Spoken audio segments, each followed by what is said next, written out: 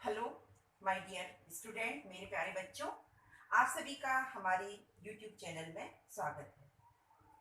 आज हम human respiration मतलब मानव श्वसन तंत्र के बारे में पढ़ने जा रहे हैं। मानव श्वसन तंत्र के बारे में हमने अपने पिछले वीडियो में भी आपको जानकारी दी है, उसकी आगे की जानकारी हम इस वीडियो में प्रदान कर रहे हैं। जैसा कि श्वसन तंत्र नाम से ही समझ में आ रहा है कि श्वसन तंत्र, तंत्र से ही कि तंत्र मतलब कोई एक अंग नहीं है, मतलब कई अंगों से मिलकर किसी तंत्र का निर्माण होता है। तो इसी तरह ये जो श्वसन तंत्र है, इसमें भी कई अंग आपस में मिलकर श्वसन की क्रिया का कार्य को संपन्न करेंगे, जिसे हम श्वसन तंत्र कहते हैं। अब श्वसन तंत्र के बारे में विस्तार से जानने से पहले हमें यह जानना जरूरी है कि यह मानव श्वसन में की क्रिया हमारे शरीर में किस प्रकार होती है। यह 3 स्टेप में होती है। पहला बाह्य श्वसन, जिसे हम एक्सटर्नल रेस्पिरेशन कहते हैं। दूसरा गैसों का आदान प्रदान, ट्रांसपोर्टेशन ऑफ गैसेस। और थर्ड है आंतरिक श्वसन, इंटरनल रेस्पिरेशन, या इसे हम सेलुलर रेस्पिरेशन या इसे हम कोशिकीय श्वसन भी कहते हैं। अब हम बाह्य श्वसन के बारे में आपको बताते हैं। जैसा कि नाम से ही समझ में आ रहा है, बाह्य मतलब जो क्रिया बाहर होती है ना। तो बाह्य श्वसन, इसमें क्या होता है, यह क्रिया 2 प्रकार से होती है। पहला, ऑक्सीजन गैस को शरीर के अंदर प्रवेश करना, जिसे हम इंस्पायरेशन या आंतरिक श्वसन कहते हैं। दूसरा, कार्बन डाइऑक्साइड को शरीर से बाहर निकालना, जिसे बाह्य श्वसन एक्सपायरेशन कहते हैं।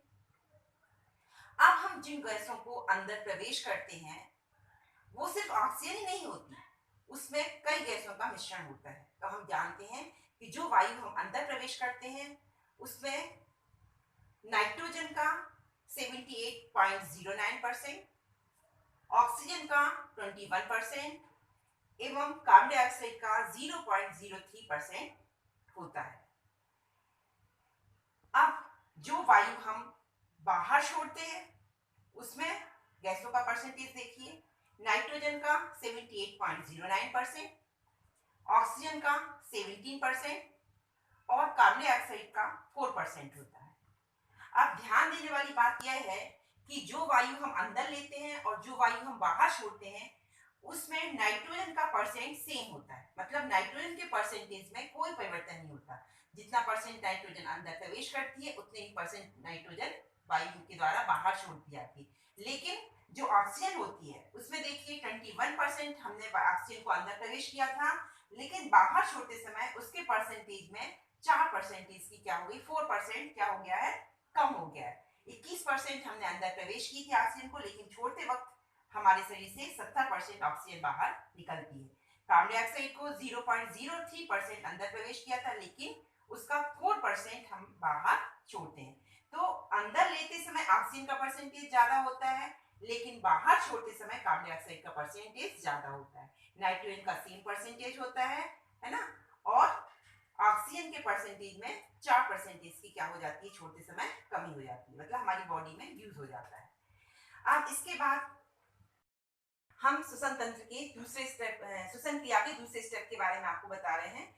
गैसों का परिवहन अर्थात गैसों का आदान प्रदान, इसे बोलते हैं ट्रांसपोर्टेशन ऑफ गैसेस। तो इसमें क्या होता है, ऑक्सीजन का जो ऑक्सीजन है, उसका ऑक्सीजन का फेफड़ों से शरीर की कोशिकाओं तक पहुंचना, और कार्बन डाइऑक्साइड का कोशिकाओं से फेफड़ों तक वापस आने की क्रिया को हम क्या कहते हैं, गैसों का आदान प्रदान या गैसों का परिवहन कहते हैं।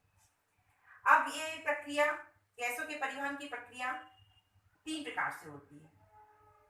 हीमोग्लोबिन के द्वारा, प्लाज्मा के द्वारा एवं बाइकार्बोनेट के द्वारा। अब तीसरा स्टेप होता है आंतरिक श्वसन, कोशिकीय श्वसन या सेलुलर रेस्पिरेशन। इसके बारे में हम आपको अपने पिछले वीडियो में विस्तार से बता ही चुके हैं कि यह 2 प्रकार का होता है। ऑक्सी मतलब एरोबिक रेस्पिरेशन और दूसरा अनॉक्सी एनारोबिक रेस्पिरेशन, जिसके बारे में हमने आपको पहले ही विस्तार से चर्चा कर दी है। अब हम इसके आगे रेस्पिरेशन के बारे में विस्तार से चर्चा आपको अपने नेक्स्ट वीडियो में बताएंगे। इसके पहले हम आपको थोड़ा सा जो हमने पढ़ा है, इसके बारे में हम आपको थोड़ा सा होमवर्क देते हैं।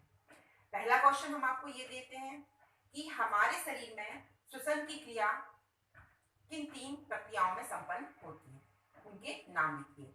दूसरा क्वेश्चन,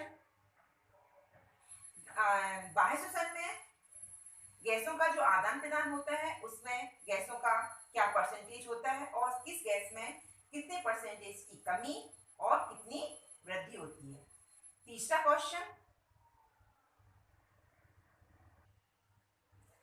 क्वेश्चन, हमारे शरीर में कोशिकीय श्वसन कितने प्रकार का होता है, उसे विस्तार से बताइए।